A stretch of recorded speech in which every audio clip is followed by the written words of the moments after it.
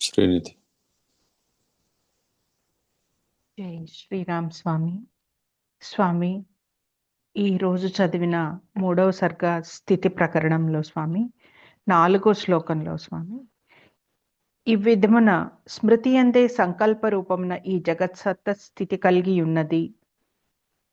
మృత్తికాదుల వలె అచేతనమగు ప్రధానమునకు స్మృతి ఉండనేరదు. మరియు ఆకాశమున మహావృక్షము వలె జన్మాది వికారరహితుడగు పరమాత్మ యందు స్మృతి ఎచ్చట అన్నారు స్వామి. ఇందులో మృత్తికాదుల వలె అచేతనమగు ప్రధానమునకు స్మృతి ఉండనేరదు అనేది నాకు ఇది బోధపడలేదు స్వామి. అనువాదకులు రాసిన మాట. అది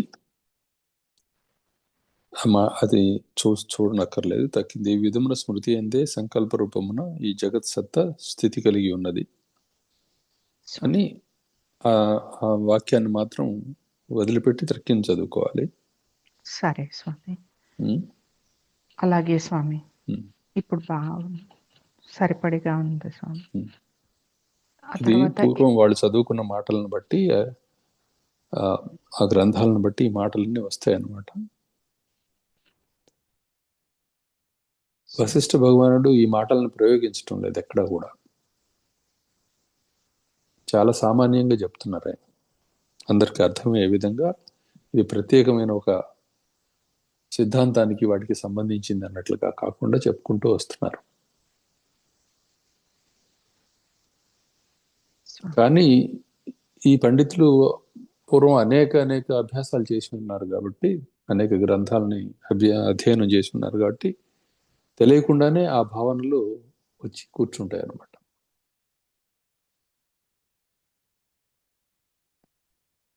అందువల్ల దీన్ని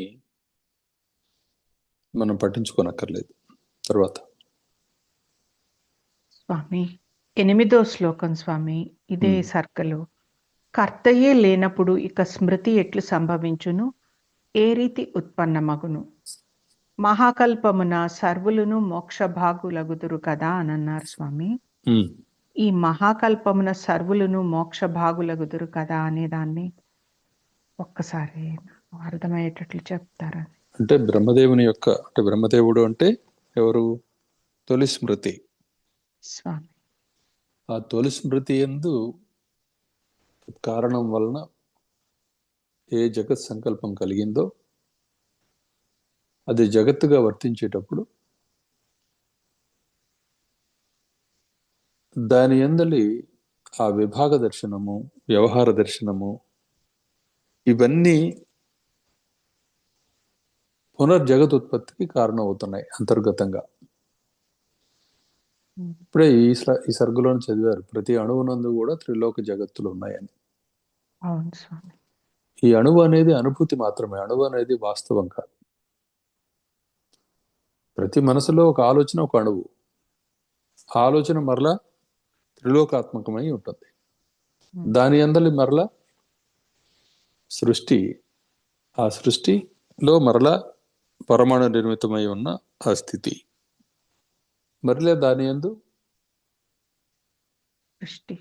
ఆ సృష్టి అదే మరలా అలా అంతు లేకుండా వెళుతుంది అనమాట లోపలికి కూడా దాని. అయితే ఈ ప్రథమ సంకల్పం ఏదైతే ఉన్నదో ఇవన్నీ కూడాను ఆ సంకల్పాన్ని ఆశ్రయించుకొని ఇదంతా కూడా నిలబడి ఉన్నది. ఎప్పుడైతే మహాకల్పాంతము అని చెప్తున్నాము అంటే, కల్పము అంటే బ్రహ్మదేవుని యొక్క ఒక పగటి కాలము, మహాకల్పం అంటే ఆయన జీవితాంతం.